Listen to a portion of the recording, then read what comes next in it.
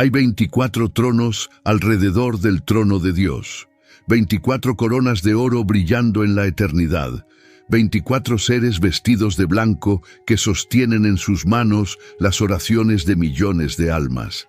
Nadie en 2000 años ha podido descifrar con certeza quiénes son. Ángeles con secretos antiguos o humanos que ya conquistaron lo imposible. Esta noche el velo se rasga y lo que descubras cambiará para siempre tu forma de orar, de sufrir y de esperar. Porque si ellos ya están sentados allí, tú también tienes un trono esperándote. Imagina el silencio más absoluto que jamás haya existido. Un silencio tan denso que ni siquiera los ángeles se atreven a romperlo. Juan, el último apóstol vivo, exiliado en una isla de piedra y sal llamada Patmos, está de rodillas. No por elección, por peso. El peso de una visión que ningún profeta antes había contemplado con tanta claridad. Sus ojos ya no ven la celda donde Roma lo encerró. En otra dimensión, el cielo se abre como una herida de luz, y él es absorbido hacia arriba, atravesando capas de realidad que el lenguaje humano apenas puede nombrar. Primero ve el trono, Apocalipsis 4, versículo 2. Y al instante yo estaba en el Espíritu, y he aquí un trono establecido en el cielo, y en el trono uno sentado. No es un asiento cualquiera, es el centro gravitacional del universo. Relámpagos salen de él, truenos estallan en cadencias que parecen palabras. Alrededor, un arco iris de esmeralda, verde como la promesa de vida eterna, rodea al que está sentado. Y entonces, justo cuando el corazón de Juan está a punto de detenerse por la magnificencia, ve algo más. 24 tronos secundarios, no vacíos, ocupados. 24 ancianos sentados en círculo perfecto, como una corte celestial convocada para un juicio que determinará el destino de la historia. Cada uno lleva una túnica blanca que brilla con pureza imposible. Cada uno porta una corona de oro sobre su cabeza, coronas que no son de nacimiento, sino de conquista. Estéfanos las llama el texto griego, guirnaldas del vencedor. Y Juan se pregunta, mientras su respiración se entrecorta, ¿quiénes son estos seres que se sientan tan cerca del Altísimo? La escena no es accidental, no es decoración, es revelación pura. Porque desde Daniel hasta Isaías, cada vez que un profeta contempló el trono de Dios, vio que nunca estaba solo. En Daniel 7, versículo 9, se colocan tronos y el anciano de días toma asiento. Los libros se abren, el juicio comienza. En Primera de Reyes 22, Micaías vio al Señor sentado en su trono, con todo el ejército del cielo, de pie a su derecha y a su izquierda, tomando consejo sobre el destino de una nación. El trono de Dios siempre ha sido una corte activa, donde decisiones que sacuden imperios se pronuncian en voz alta. Pero esta vez es diferente. Los tronos ya no están siendo preparados, ya están ocupados. Los ancianos no son espectadores, son participantes. Y cuando Juan intenta procesar lo que ve, uno de esos 24 seres hace algo que cambiará toda la visión. Se inclina hacia adelante y le habla. Le habla como alguien que conoce el dolor de esperar, como alguien que también creyó cuando parecía imposible. Su voz no es la de un ángel que nunca dudó, es la voz de alguien que venció. Y aquí comienza el misterio que ha inquietado a teólogos, pastores y creyentes durante 20 siglos. ¿Quiénes son los 24 ancianos? ¿Son ángeles con rangos que los humanos nunca comprenderemos? ¿O son algo mucho más cercano, mucho más esperanzador, mucho más imposible de ignorar? Porque si ellos son lo que la evidencia sugiere, entonces cada oración que susurras en la oscuridad ya está subiendo en copas de oro hacia ese círculo. Y cada lágrima que derramas en secreto ya está siendo contada por alguien que te espera en un trono. Juan no podía apartar la mirada. Las vestiduras blancas brillaban como si la misma luz de Dios las atravesara. Las coronas reflejaban destellos de relámpagos que salían del trono, y en sus manos los ancianos sostenían algo que haría que todo cobrara sentido: arpas y copas llenas de incienso, no instrumentos decorativos, herramientas de adoración profética y guerra espiritual. Las copas, dice el texto con precisión quirúrgica, son las oraciones de los santos. Tus oraciones, las mías, las de millones que clamaron en secreto, todas allí, tangibles, con peso, con aroma. Y entonces, cuando el cordero que fue inmolado toma el libro sellado, los 24 ancianos caen sobre sus rostros y cantan un cántico nuevo. Sus voces rompen el silencio del cielo con palabras que ningún ángel podría pronunciar con la misma autoridad. Digno eres de tomar el libro y de abrir sus sellos, porque tú fuiste inmolado, y con tu sangre nos has redimido para Dios, de todo linaje y lengua, y pueblo y nación. Nos has redimido, no a ellos, a nosotros. Esa palabra lo cambia todo, porque los ángeles nunca fueron redimidos, nunca cayeron en pecado que necesitara rescate, nunca conocieron la desesperación de estar perdidos, pero estos ancianos cantan desde dentro de la historia de salvación, y si ellos fueron redimidos, entonces no son seres que siempre estuvieron en el cielo, son humanos que llegaron allí, conquistadores que vencieron, fieles que resistieron hasta que sus coronas fueron colocadas sobre sus cabezas. El misterio se espesa como niebla sagrada, porque si son humanos, ¿cómo están ya sentados cuando la resurrección general aún no ha ocurrido?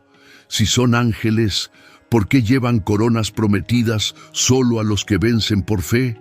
Y si son símbolos, ¿por qué hablan, se mueven, interpretan y adoran con tanta personalidad? La pregunta persigue cada versículo de Apocalipsis, y la respuesta, cuando finalmente emerge de entre las sombras del texto, no solo revelará quiénes son ellos, revelará quién estás llamado a ser tú. Hay números en la Escritura que son accidentales, y hay números que son arquitectura. 24 no es decoración, es un código que David escribió 1000 años antes de que Juan lo viera brillar en el cielo. Y para entender quiénes son estos ancianos, primero debemos descifrar por qué son exactamente 24. David enfrentó una pregunta imposible cuando diseñó el templo. ¿Cómo podría la adoración nunca cesar delante del Señor? El pueblo de Dios no podía cantar sin descanso. Los sacerdotes no podían servir sin dormir, pero Dios es eterno y su trono jamás duerme. Así que David hizo algo brillante. Contó, organizó, dividió el sacerdocio en 24 turnos. Primera de Crónicas 24 los nombra uno por uno, una lista completa de linajes sacerdotales. Cada grupo llevaba el peso de una familia. Cada uno tomaba su turno en la obra santa. Cuando una guardia terminaba, comenzaba la siguiente, y así el servicio continuaba sin interrupción, día tras día, año tras año. No se detuvo con los sacerdotes, también organizó a los cantores en 24 divisiones. Primera de Crónicas 25 los describe con arpas, salterios y címbalos, entrenados para profetizar mediante la música. No eran músicos casuales, eran profetas con instrumentos en las manos, convirtiendo melodía en revelación. Imagina el amanecer en las puertas del templo, una línea de sacerdotes saliendo mientras otra entra, las manos ya sobre las cuerdas, las voces ya afinadas. El sonido de adoración jamás se apagaba en el templo. 24 no era arbitrario. Era la totalidad del servicio sacerdotal ordenado, el sistema mediante el cual la alabanza del cielo se reflejaba en la tierra. Ahora mira a Juan en Apocalipsis. 24 ancianos entronizados y coronados. No está viendo numerología vacía, está contemplando el ciclo sacerdotal llevado a su plenitud. Un servicio continuo perfeccionado en el cielo. 24 ancianos con arpas en sus manos, los mismos instrumentos que David confió a los cantores del templo. En tiempos de Juan, las arpas no eran acordes de fondo. Pertenecían a la adoración profética, cuerdas pulsadas en patrones que convertían la oración en proclamación. Lo que el templo empezó en ciclos, Apocalipsis lo muestra sin fin en el consejo del cielo. Los ancianos no llevan utilería, llevan la identidad de un sacerdocio eterno. 24 indica servicio ordenado. El número es una lista, las arpas son credenciales, y cuando los lectores de Juan oían ese número, no pensaban en matemáticas, pensaban en liturgia, en rotaciones que nunca fallaban, en adoración que nunca dormía. Pero hay algo más profundo aún. Algunos han señalado que 24 también puede representar 12 tribus de Israel más 12 apóstoles. 12 más 12. El antiguo pacto y el nuevo pacto unidos en un solo círculo. Y Apocalipsis 21 lo confirma. La Nueva Jerusalén desciende con 12 puertas nombradas por las tribus de Israel y 12 cimientos nombrados por los apóstoles.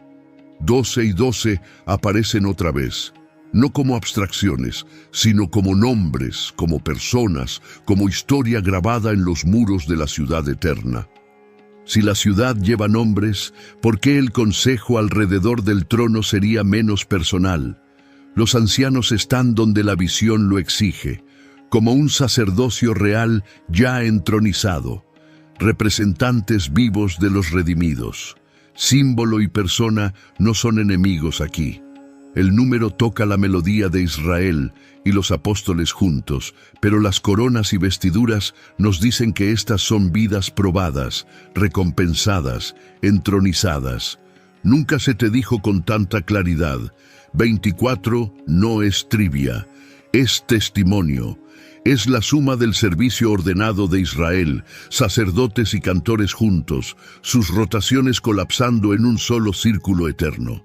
Cuando Juan vio ese número brillar en coronas de oro, no estaba viendo decoración celestial, estaba viendo promesa cumplida. El patrón que David estableció en sombra ahora resplandecía en gloria. El templo terrenal había sido solo el ensayo. Esto era la sinfonía completa. Y aquí está la pregunta que debe perseguirte.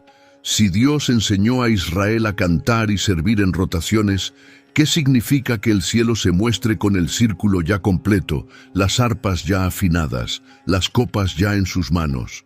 ¿Es acaso una señal de que el servicio que comenzó en la tierra ya está perfeccionado en lo alto?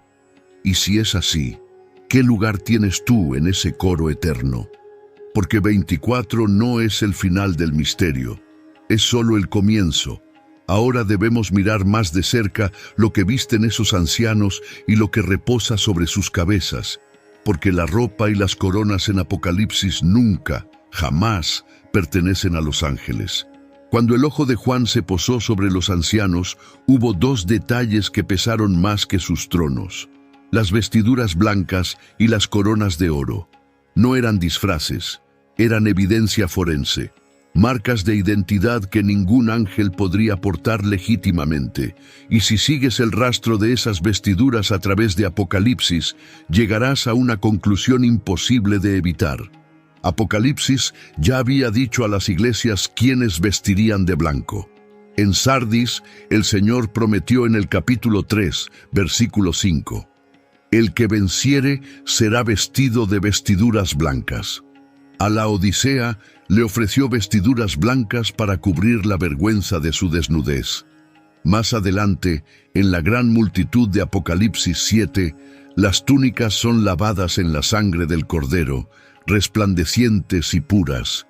Imagina el lino antes manchado por el pecado, ahora brillando con pureza imposible bajo la luz del trono.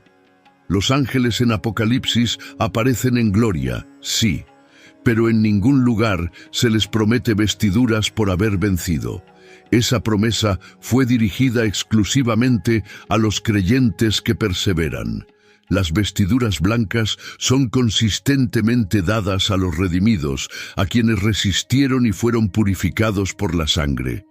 Cuando los ancianos se sientan vestidos de blanco, portan promesas ya cumplidas. No son ropas que siempre tuvieron. son ropas que ganaron. Luego están las coronas. Apocalipsis 4 dice que los ancianos llevan coronas doradas. La palabra griega es estéfanos, no diadema, que significa corona real de soberanía. Estéfanos es la guirnalda del vencedor. En el mundo romano, el estéfanos se colocaba sobre la cabeza del atleta que conquistaba en los juegos o del soldado que triunfaba en batalla. Era señal de victoria aprobada, no de poder heredado. No nacías con un estéfanos, lo ganabas con sangre, sudor y fe inquebrantable. Existe otra palabra para las coronas reales en Apocalipsis: diadema. Y el texto la usa con precisión quirúrgica. El dragón en Apocalipsis 12 lleva diademas, reclamando soberanía robada. Cristo en Apocalipsis 19 regresa con muchas diademas, las coronas del dominio legítimo. Los ancianos, en cambio, llevan estéfanos, coronas de victoria probada. Coronas que ningún ángel jamás recibió, porque los ángeles no conquistan por fe. Sirven desde su creación, pero no atraviesan pruebas como los humanos. Santiago 1, versículo 12, lo dice claramente: bienaventurado el varón que soporta la tentación, porque cuando haya resistido la prueba, recibirá la corona de la vida. Pedro habla de una corona de gloria que no se marchita. Pablo, al final de su carrera, habla de la corona de justicia reservada para él y para todos los que aman la venida de Cristo. Cada estéfanos pertenece a los que atravesaron la lucha y permanecieron firmes. Esa promesa está puesta delante de ti si perseveras. Jesús mismo dijo a la iglesia en Esmirna: sé fiel hasta la muerte, y yo te daré la corona de la vida. Apocalipsis 2, versículo 10. Esa promesa jamás fue dirigida a los ángeles, solo a los creyentes que soportan hasta el final. Y en Apocalipsis 4, esa corona reposa sobre las cabezas de los ancianos. Ya no estamos ante ecos circunstanciales. Las vestiduras y las coronas son marcas directas. Coinciden con el lenguaje exacto de promesa que Jesús dio a su pueblo. Pero hay algo aún más revelador en esta escena. Estas coronas no son trofeos estáticos que los ancianos exhiben con orgullo. Apocalipsis 4, versículo 10, describe un acto que rompe cualquier duda sobre su naturaleza.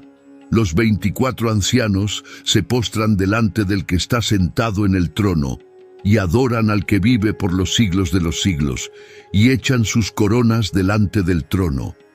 Arrojan sus estéfanos, rinden su victoria como adoración. Ese acto es tanto sacerdotal como profundamente personal. Ellos saben lo que costaron esas coronas, saben quién se las dio.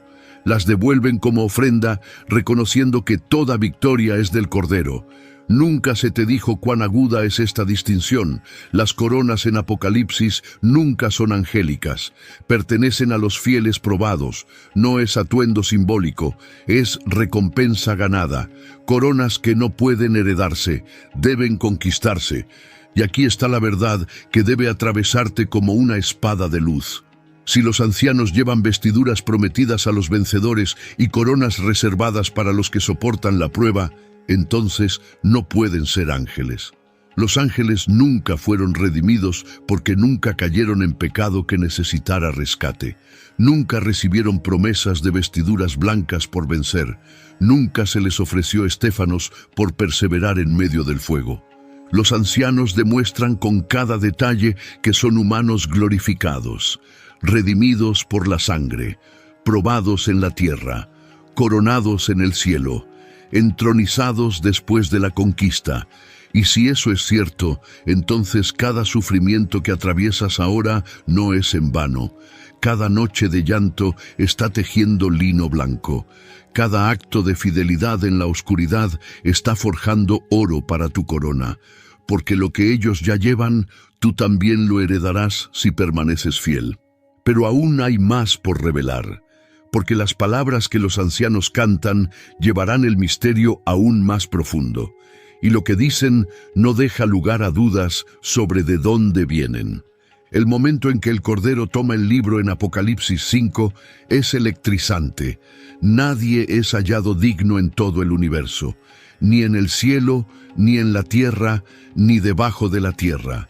Juan, el último testigo vivo de Jesús, comienza a llorar con un llanto que sacude su pecho. Es el llanto de un profeta que ve la historia cerrada con llave, sellada sin esperanza de apertura.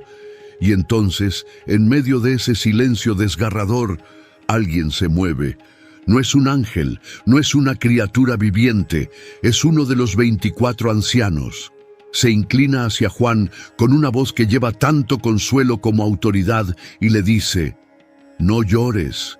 He aquí que el león de la tribu de Judá, la raíz de David, ha vencido para abrir el libro y desatar sus 7 sellos».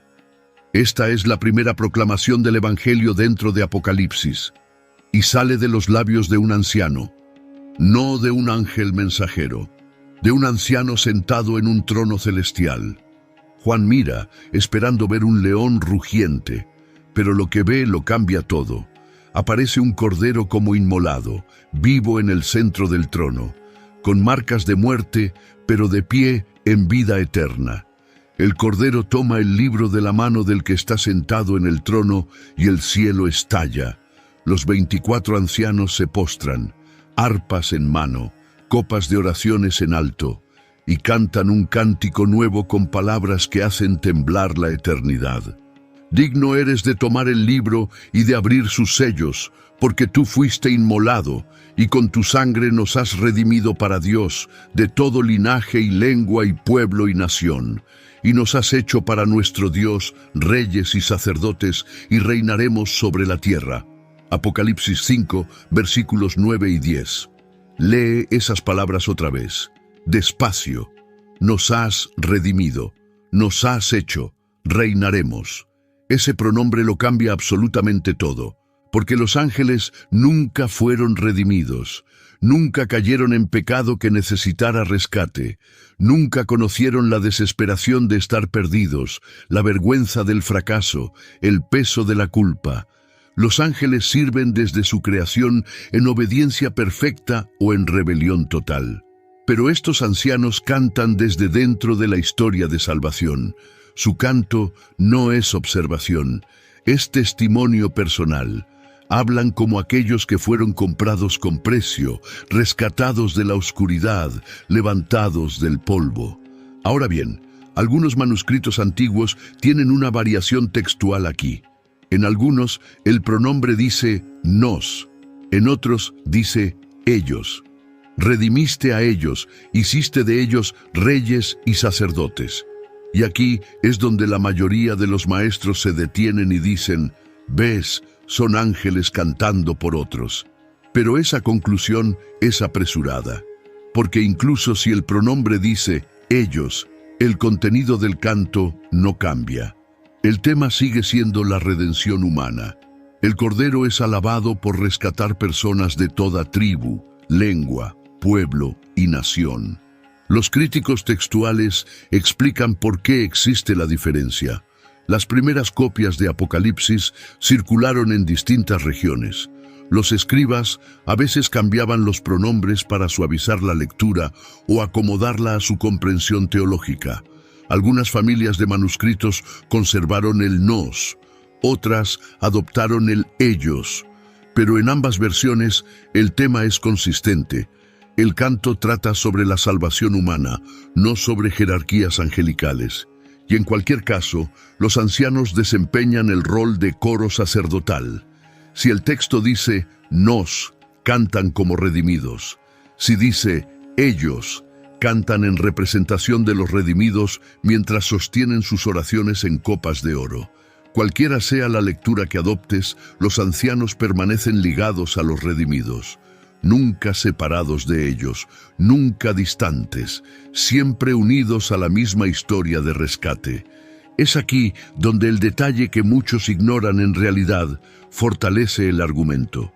La variación textual no diluye el perfil de los ancianos, lo afila como un bisturí. Si los ancianos se incluyen a sí mismos en el canto, son sacerdotes redimidos, entronizados en el cielo. si cantan por otros, actúan como intercesores. Un rol que la Escritura reserva para sacerdotes, no para ángeles. Los ángeles son mensajeros y guerreros. Los sacerdotes son mediadores e intercesores. Ambas lecturas llevan al mismo punto. Los ancianos están unidos a los redimidos.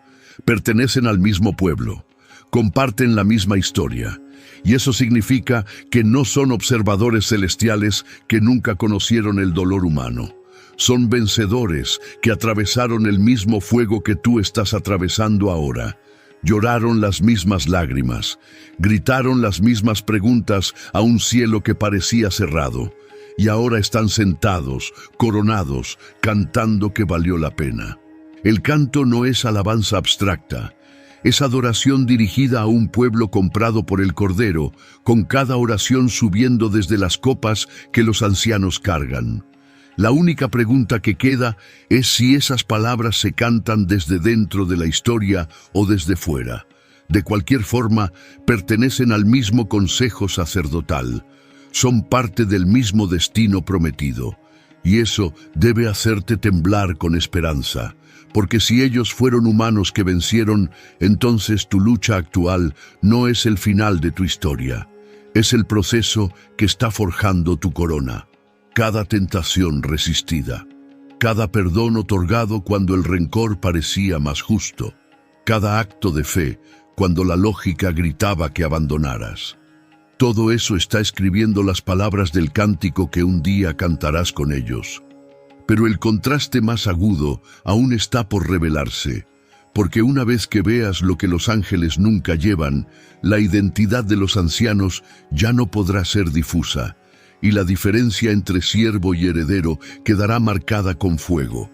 Una sola palabra griega separa a los siervos de los herederos, y esa palabra es estéfanos.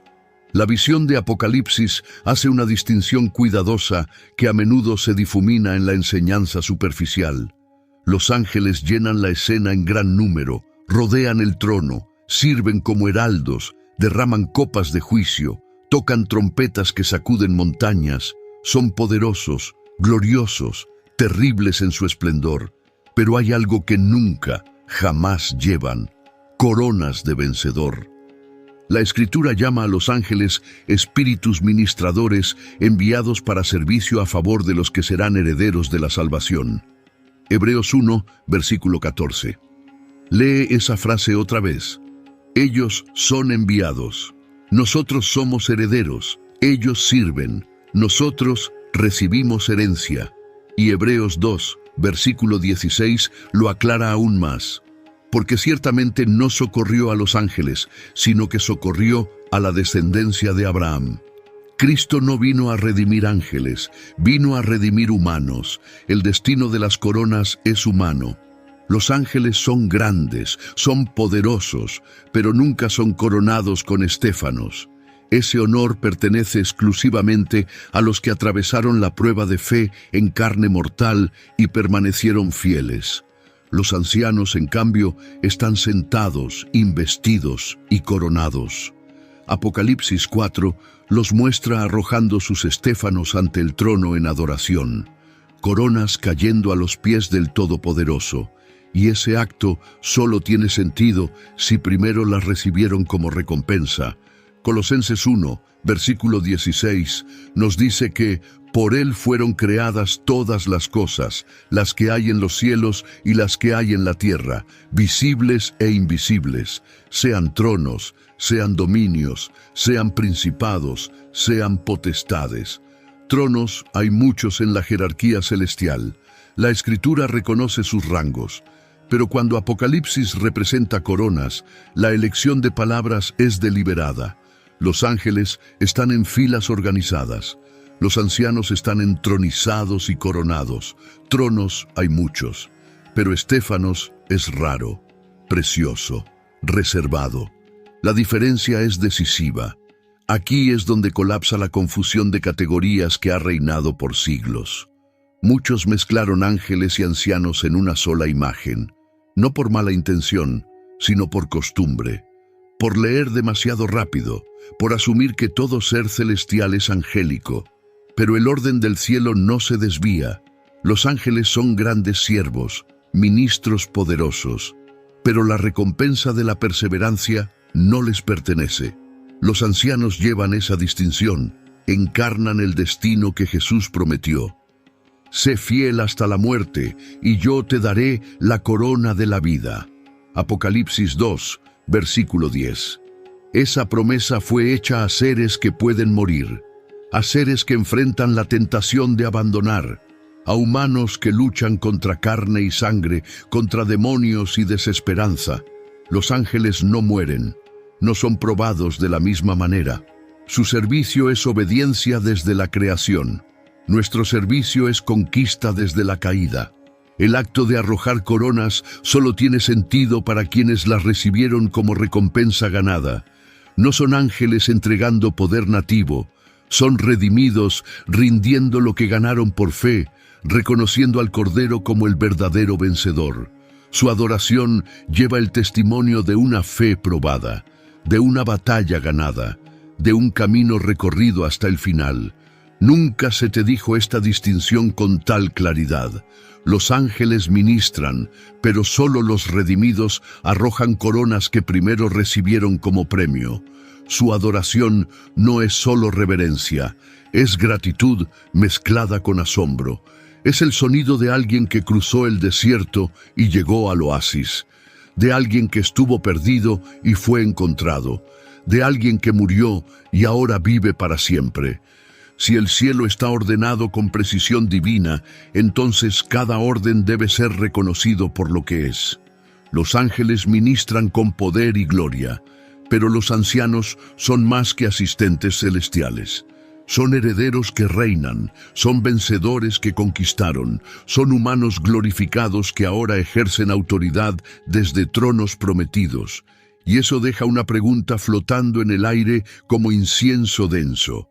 Si estos ancianos no permanecen inmóviles como estatuas decorativas, si se mueven, hablan, cantan, interpretan, ¿qué revela su actividad sobre su verdadera naturaleza?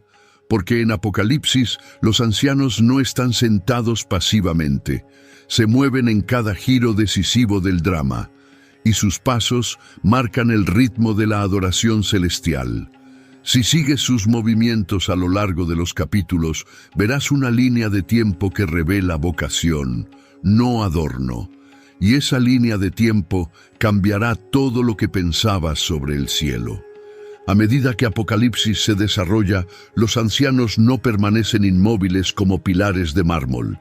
Se mueven en cada giro decisivo del drama celestial, y sus pasos no son aleatorios. Marcan el ritmo de la adoración, el juicio y la revelación. Si sigues sus movimientos capítulo por capítulo, verás una línea de tiempo de actividad que revela vocación profunda, no decoración superficial. En Apocalipsis 4 están sentados alrededor del trono, vestiduras blancas resplandecientes, coronas en mano. Y cuando la adoración asciende hacia el que vive por los siglos de los siglos, sus coronas caen ante el Todopoderoso. Su primer movimiento registrado es rendición, no aferramiento, no exhibición de poder, rendición total. Imagina 24 coronas de oro cayendo simultáneamente, repiqueteando sobre el piso de cristal como truenos suaves. Ese sonido es el himno de la humildad victoriosa. Luego viene Apocalipsis 5. El Cordero se acerca al trono para tomar el rollo sellado. Los ancianos caen nuevamente, pero esta vez no solo arrojan coronas, tienen arpas en mano y copas de oraciones elevadas. Un cántico nuevo estalla de sus gargantas, sus voces interpretan la redención mientras ocurre en tiempo real. No observan pasivamente desde la distancia, cantan el significado al aire, cada caída es evidencia, viven dentro de la visión, no fuera de ella. En Apocalipsis 7, la escena cambia. Aparece una multitud innumerable con vestiduras blancas y uno de los ancianos habla directamente con Juan. Hace una pregunta. Estos que están vestidos de túnicas blancas, ¿quiénes son y de dónde han venido? Juan, inseguro, responde, Señor mío, tú lo sabes. Y el anciano responde con claridad pastoral: estos son los que han salido de la gran tribulación y han lavado sus ropas y las han emblanquecido en la sangre del Cordero. Aquí los ancianos actúan como maestros, como intérpretes de la visión para el mismo profeta. Su rol se amplía. Adoradores, luego intérpretes, no solo cantan, explican, enseñan, revelan significados ocultos. Y esa es una función profundamente sacerdotal, porque en Israel los sacerdotes no solo ofrecían sacrificios, también enseñaban la ley, aclaraban los misterios de Dios al pueblo. En Apocalipsis 11 suena la séptima trompeta. Se proclama el reino de Dios. Y nuevamente los 24 ancianos caen sobre sus rostros dando gracias. Declaran: te damos gracias, Señor Dios Todopoderoso, el que eres y que eras y que has de venir, porque has tomado tu gran poder y has reinado. Sus palabras no solo alaban, interpretan la historia desde el trono hacia afuera, proclaman el reinado de Dios, el juicio de las naciones y la recompensa de los siervos, profetas y santos. Sus voces llevan autoridad además de adoración. Después, en Apocalipsis 14, están presentes cuando se escucha un cántico misterioso que solo los 144,000 redimidos pueden aprender. Los ancianos son testigos de una liturgia que sella identidad. Y en Apocalipsis 19 caen una vez más, haciendo eco de los aleluyas del cielo mientras se consuma el juicio y se anuncia la boda del Cordero. Traza el patrón completo: sentarse, caer, arrojar coronas, cantar, interpretar, dar gracias, caer de nuevo, testificar, unirse al aleluya final. Los ancianos no son estatuas decorativas en un museo celestial. Son participantes activos, líderes litúrgicos, intérpretes proféticos. Su acción constante demuestra que están entretejidos en el drama de la redención. Donde la redención gira, los ancianos se postran. Donde el Cordero se mueve, ellos responden. Muchos maestros citan un solo pasaje de Apocalipsis y ahí se detienen. Pocos trazan el mapa completo de su actividad. Y esa omisión oculta la verdadera identidad de los ancianos. Porque cuando conectas todos los puntos, cuando sigues cada movimiento, el perfil se vuelve innegable. Su actividad coincide con un llamado sacerdotal y real. No son observadores, son oficiantes. Y sin embargo, la misma línea de tiempo es evidencia judicial. Sus movimientos responden al Cordero en cada punto de inflexión de la historia. Si los ancianos modelan liderazgo celestial mediante adoración, interpretación y acción de gracias, ¿qué significa que cada momento crítico de Apocalipsis los tenga en el centro? ¿No sugiere acaso que el destino prometido a los creyentes ya se está ejerciendo en el consejo alrededor del trono? Si quieres saber qué son los ancianos, observa lo que hacen cuando el Cordero se mueve. Y si cada movimiento responde al Cordero con precisión litúrgica, entonces el siguiente misterio se afila como espada. ¿Qué hay en sus manos? ¿Por qué Apocalipsis se detiene con tanto detalle para mostrar arpas y copas? Porque esos objetos no son accesorios teatrales. Son herramientas sagradas que revelan función. Y su función te conecta directamente a ti. Cuando Apocalipsis 5 describe a los ancianos, el detalle es tan deliberado que roza lo forense. Y cuando hubo tomado el libro, los 4 seres vivientes y los 24 ancianos se postraron delante del Cordero. Todos tenían arpas y copas de oro llenas de incienso, que son las oraciones de los santos. Imagina el círculo de ancianos, cuerdas listas para vibrar, vasos dorados en alto, el humo comenzando a elevarse en espirales lentas hacia el trono. No son accesorios decorativos, son realidades del templo trasladadas al tribunal celestial. Para comprender su peso, debemos recordar cómo funcionaba la adoración en Israel. David, en Primera de Crónicas 25, designó divisiones completas de cantores entrenados con arpas, salterios y címbalos para profetizar mediante el canto. Su música no era entretenimiento de fondo, no era relleno ambiental para ceremonias religiosas, era declaración profética, un sonido que transmitía la palabra de Dios. Las cuerdas hablaban lo que las palabras apenas podían pronunciar. Israel conocía ese patrón desde sus victorias más antiguas. Tras cruzar el Mar Rojo, Moisés y Miriam cantaron con panderos, celebrando la destrucción del ejército de Faraón. Tras la derrota de Sísara, Débora entonó un cántico de victoria que se convertiría en escritura sagrada. Los instrumentos siempre se elevaban cuando el pueblo de Dios vencía. Las arpas en Apocalipsis heredan ese papel ancestral. Cuando los ancianos tocan, no están llenando el silencio, están expresando revelación. La música en el cielo es el sonido de la profecía cumplida.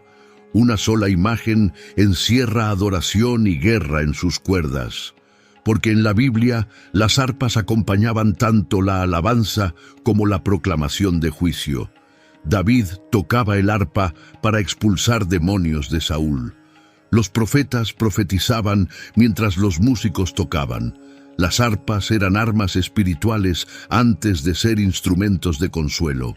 Y en las manos de los ancianos, esas arpas están afinadas para cantar victoria sobre el dragón, el pecado y la muerte.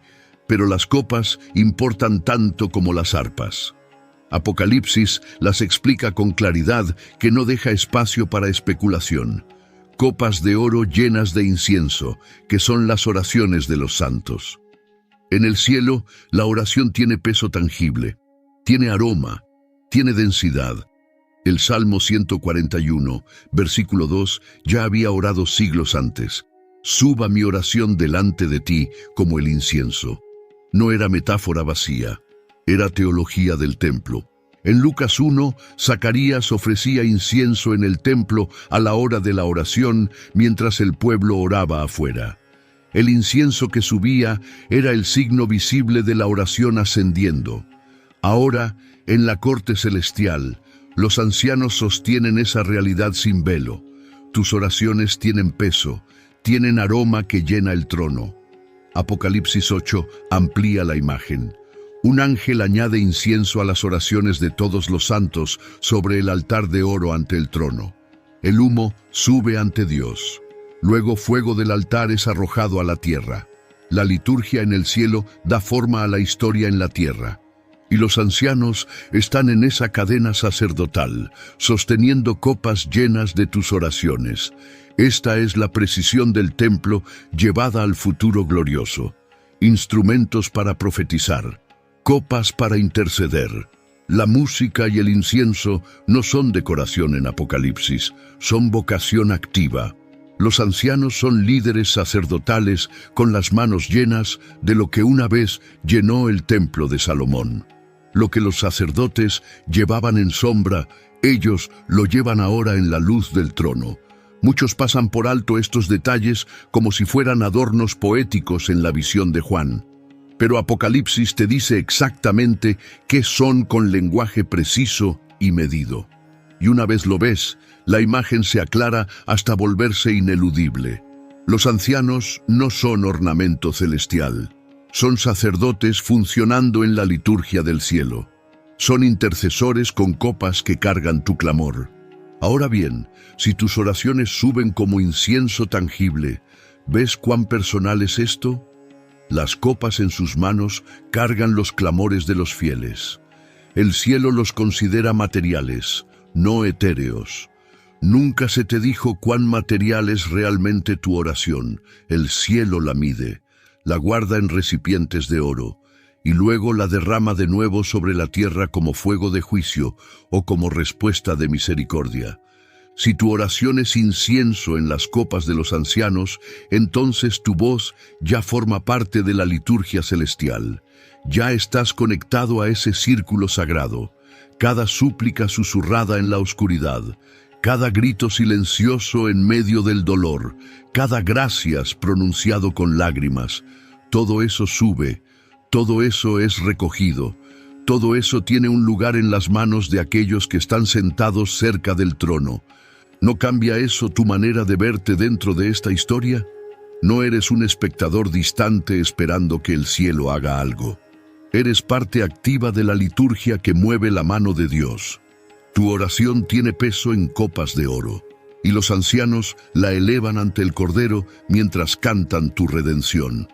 Pero aún queda una pregunta más profunda que debe ser enfrentada. Si la música y el incienso ya dan forma a la adoración en el cielo, ¿qué significa que uno de los ancianos dé un paso al frente para interpretar la visión a Juan? Ya los hemos visto cantar, postrarse y ofrecer oraciones. Pero cuando un anciano habla directamente, ¿es la voz de un ángel mensajero o la voz de un sacerdote maestro? Esa pregunta no puede ser evitada, y la respuesta revelará el carácter sacerdotal de estos seres con claridad final. En Apocalipsis 7, Juan ve una multitud que nadie podía contar, de todas las naciones, tribus, pueblos y lenguas, vestida de túnicas blancas, de pie ante el trono y el Cordero. Su adoración ruge como trueno interminable.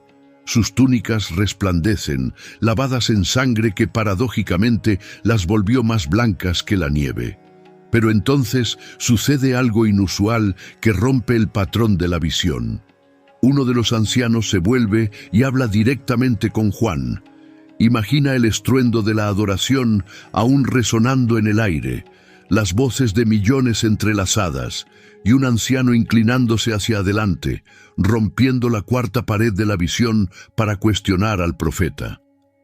Estos que están vestidos de ropas blancas, ¿quiénes son y de dónde han venido?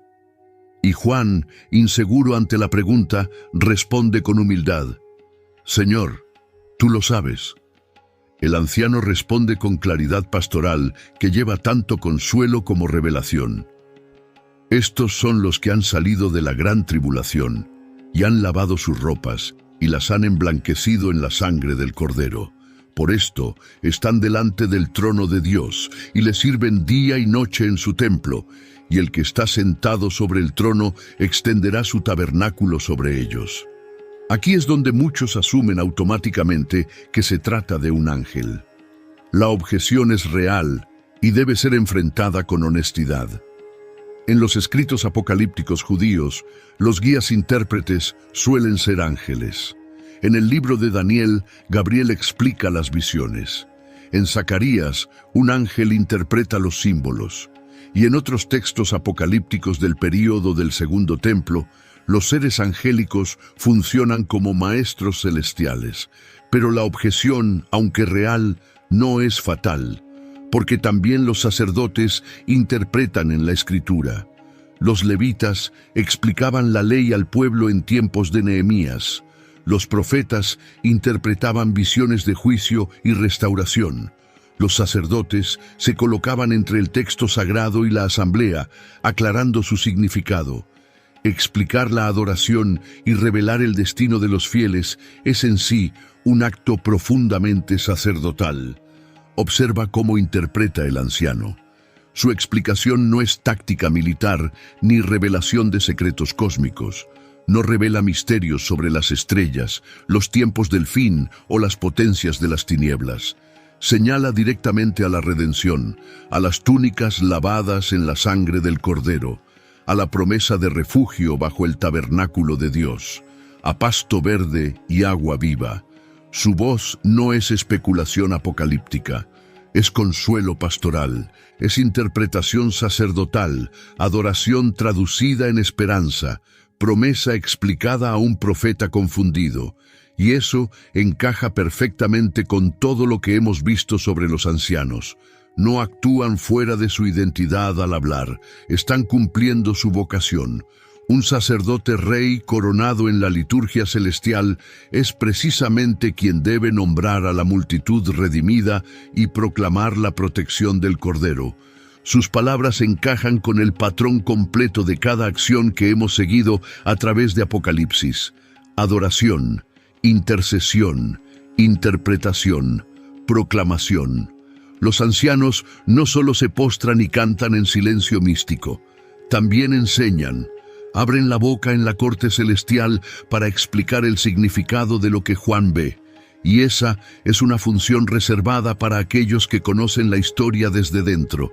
Los sacerdotes no solo cantan, enseñan la diferencia entre lo santo y lo profano, entre lo limpio y lo inmundo, entre los que perecen y los que son salvos. Y aquí, uno de los ancianos cumple exactamente ese rol. Distingue a la multitud, explica su origen, revela su destino. Todo con la voz de alguien que conoce el camino porque lo recorrió. Si nunca se te dijo esto antes, considera lo que significa. Los ancianos no solo participan en adoración litúrgica, también enseñan verdades redentoras. Sus palabras tienen peso doctrinal, y si sus palabras son verdaderas en el cielo, ¿cuánto peso deberían tener para nosotros en la tierra? Si un anciano dice que la multitud salió de la gran tribulación y fue lavada, entonces esa palabra es confiable, porque viene de alguien entronizado en el consejo de Dios. La pregunta ahora se impone con fuerza final. Si los ancianos ya declaran que la multitud está lavada y segura, si ya interpretan el significado de la redención, si ya sostienen las oraciones y cantan victoria, ¿qué significa todo esto para cómo tú soportas ahora? Porque la visión no fue dada solo para satisfacer curiosidad teológica. Fue dada para sostener fe en medio del fuego. Y si entender quiénes son los ancianos fortalece tu esperanza, entonces cada palabra de este misterio ha valido la pena. La pregunta se impone con fuerza imposible de ignorar. ¿Cómo pueden los ancianos estar ya sentados y coronados en el consejo celestial si la resurrección aún no ha ocurrido? Apocalipsis los muestra ya entronizados y coronados en el capítulo 4, mientras que Pablo afirma claramente que los muertos en Cristo resucitan en su venida. Primera de Tesalonicenses 4, versículos 16 y 17 lo dicen explícitamente. Imagínalo. Tronos ya ocupados, coronas ya brillando, mientras la iglesia en la tierra aún espera la resurrección final. Muchos se detienen aquí y concluyen apresurada que los ancianos deben ser angélicos, porque solo eso resolvería la paradoja del tiempo. Pero la visión misma no permite ese atajo fácil. Los detalles acumulados, las vestiduras prometidas, las coronas de vencedor, el cántico de redención, son demasiado específicos, demasiado humanos. Así que debemos enfrentar la objeción con honestidad y explorar tres caminos posibles que preservan la identidad de los ancianos. El primero es la lectura pretribulacional. En esta visión, los ancianos son la iglesia ya arrebatada antes de que comiencen los juicios de Apocalipsis. Para cuando Juan ve el cielo abierto en el capítulo 4, los fieles ya han sido llevados, transformados, entronizados y coronados. Este modelo encaja bien con el lenguaje de recompensa inmediata. Las coronas prometidas a los vencedores ya están sobre sus cabezas porque el arrebatamiento ya ocurrió. Su debilidad es que fija la visión en un único sistema de cronología que no todas las tradiciones cristianas comparten. El segundo es el modelo representacional. Los ancianos son seres reales en el cielo, pero actúan como un consejo simbólico que representa al pueblo redimido de Dios en su totalidad. 12 evocan las tribus de Israel. 12 representan a los apóstoles y la iglesia. Juntos, los 24 encarnan la continuidad del pacto. En este sentido, representan al pueblo redimido a través de todas las épocas, sentados en el cielo como testimonio de lo que es seguro en Cristo, aunque aún no se haya consumado en la tierra para todos. Este modelo permite que los ancianos estén entronizados antes de la resurrección general, sin exigir que cada santo ya haya sido levantado físicamente. Enfatiza su identidad como testigos representativos, no como la totalidad numérica de los redimidos. Es como cuando la Escritura habla de que ya estamos sentados en lugares celestiales en Cristo, aunque todavía caminemos en carne mortal sobre la tierra. El tercero es el presente apocalíptico. Las visiones en la Escritura a menudo muestran el futuro como si ya estuviera ocurriendo en tiempo presente. Una escena puede contener el mañana revelado en lenguaje de hoy. Hebreos 12, versículos 22 al 24, dice que los creyentes ya han llegado a la Jerusalén celestial, a los ángeles, a la asamblea de los primogénitos inscritos en el cielo. Romanos 8, versículo 30, habla de los glorificados en tiempo pasado como si ya estuviera hecho. A los que justificó, a estos también glorificó. En esta lectura, a Juan se le concede ver el futuro entronamiento de los fieles mostrado en tiempo presente, porque las visiones apocalípticas colapsan los límites del tiempo. La visión no está atada a cronología lineal. Muestra realidades celestiales desde la perspectiva de la eternidad, donde pasado, presente y futuro se tocan en el trono de Dios. Cada uno de estos tres modelos difiere en cómo explica el momento cronológico, pero ninguno borra la identidad esencial de los ancianos. En todos ellos, los ancianos están sentados, coronados, vestidos de blanco y cantando el cántico de los redimidos. El propósito de la visión de Juan no es trazar calendarios proféticos con precisión matemática. Su propósito es revelar teología. Revelar lo que es verdadero en el cielo, lo que está prometido en la tierra y lo que es absolutamente seguro en Cristo.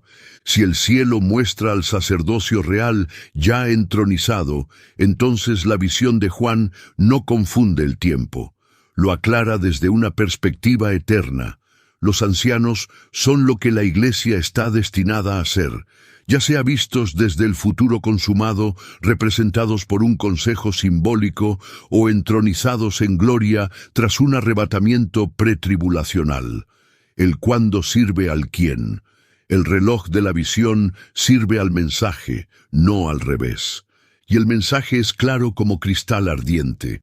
Los redimidos serán sentados como sacerdotes y reyes ante el trono de Dios. Esa promesa es tan segura que el cielo ya la muestra cumplida, tan cierta que Juan la ve como presente, tan inquebrantable que ninguna objeción cronológica puede desarmarla. La sala del trono no te muestra fechas en un calendario profético, te revela quién estás llamado a ser en Cristo, te muestra tu destino final con tanta claridad que debe cambiar cómo vives hoy. Porque si los ancianos son el futuro de la Iglesia fiel, entonces cada acto de obediencia ahora está tejiendo las vestiduras que usarás entonces. Cada sacrificio escondido está puliendo el oro de tu corona. Cada oración que parece no respondida está llenando una copa que será derramada en el momento perfecto. Mucho antes de que Juan escribiera Apocalipsis, los textos judíos del período del Segundo Templo ya soñaban con una liturgia estructurada en el cielo. Y ese trasfondo cultural aclara aún más por qué los ancianos no son una innovación extraña, sino el cumplimiento de una esperanza antigua, ahora reorientada, transformada y cristalizada alrededor del Cordero que está en el centro del trono. La visión se cierra, el libro de Apocalipsis continúa con sellos, trompetas, copas y juicios, pero el círculo de los 24 ancianos permanece, sentados, coronados, cantando, y su presencia no es un acertijo sin resolver que debe frustrarnos, es una revelación que debe encendernos, una promesa que debe sostenernos cuando todo lo demás tiemble. Juan vio un círculo de ancianos ya vestidos de blanco, ya coronados de oro, ya cantando el cántico de los redimidos, y su presencia en la visión no era un enigma teológico para debatir en seminarios. Era un llamado ardiente para la Iglesia que sufre, una señal visible de que el camino de fidelidad no termina en la tumba, termina en un trono. El Cordero que abrió el libro sellado ha levantado un pueblo para sentarse cerca de su trono, y su canto es el canto de los que fueron comprados con sangre. Nos has redimido para Dios con tu sangre. Nos has hecho reyes y sacerdotes, y reinaremos sobre la tierra. Esas palabras no son futuras en el cielo, son presentes, ya resuenan, ya definen identidad, ya proclaman destino. Esta es la promesa ya pronunciada sobre la Iglesia desde el principio. Apocalipsis 1, versículo 6. Al que nos amó y nos lavó de nuestros pecados con su sangre, y nos hizo reyes y sacerdotes para Dios, su Padre.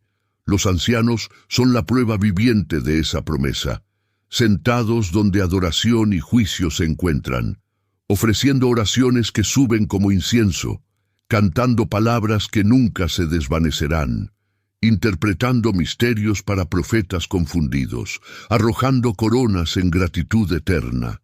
Tú estás llamado al mismo círculo, no como un sueño distante e inalcanzable, como un destino garantizado por la sangre del Cordero. Cada acto de fidelidad que realizas en la oscuridad es lino que se teje para tus vestiduras. Cada oración susurrada en secreto es incienso que se acumula en copas de oro. Cada paso de perseverancia, cuando todo grita que abandones, es oro que se funde para tu corona. Los tronos de los ancianos no son lejanos ni ajenos, son señales de tu herencia en Cristo. Si ellos fueron humanos que vencieron, entonces tu lucha actual no es el final de tu historia. Es el proceso que está forjando tu identidad eterna, la prueba que está afinando tu voz para el canto que un día cantarás con ellos, el fuego que está purificando el oro que brillará sobre tu cabeza.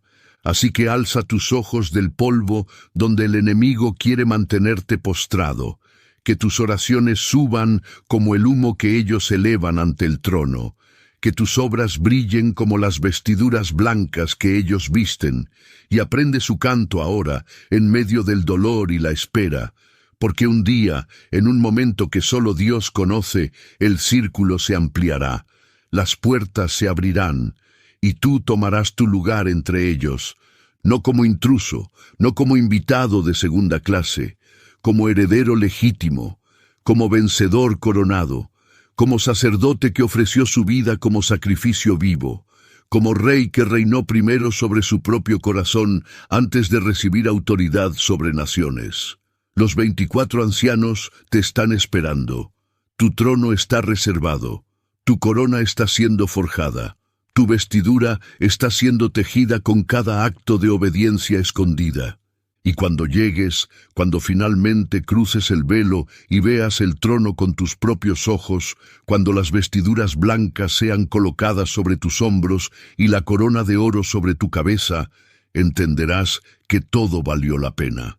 Cada lágrima derramada en secreto, cada noche de rodillas clamando por respuestas que parecían no llegar, cada tentación resistida cuando nadie te veía, cada perdón otorgado cuando la venganza parecía más justa, todo, absolutamente todo, estaba escribiendo tu canto, y entonces caerá sobre tu rostro como ellos caen, no por obligación religiosa, por gratitud desbordante. Arrojarás tu corona ante el Cordero como ellos arrojan las suyas, no porque la corona no valga nada, porque Él vale infinitamente más, y cantarás con voz que atraviesa eternidades. Digno es el Cordero que fue inmolado, digno de recibir poder, riquezas, sabiduría, fortaleza, honra, gloria y alabanza. Si este viaje por el misterio de los 24 ancianos despertó algo profundo en tu espíritu, no dejes que se pierda en el ruido del mundo. Aún hay más susurros escondidos en las páginas de la Escritura, esperando ser descubiertos por corazones hambrientos. Quédate con nosotros, escucha más de cerca, y sigue caminando este camino estrecho entre el trueno de la revelación y el silencio de la adoración. Porque los ancianos ya están cantando, las copas ya están llenas, los tronos ya están preparados, y tu nombre ya está escrito en el libro de la vida del Cordero. Ahora solo falta una cosa, que permanezcas fiel hasta el fin, que resistas cuando la tormenta ruge, que creas cuando el cielo parece cerrado, que adores cuando la oscuridad intenta silenciarte. Hazlo, y un día, muy pronto, te sentarás entre ellos. Los 24 ancianos ya no serán un misterio teológico que estudias desde lejos. Serán tus compañeros de trono, tu familia eterna, y juntos, en un círculo que nunca se rompe, cantarán la gloria del Cordero por los siglos de los siglos. Amén. Escribe en los comentarios: esperaré mi corona.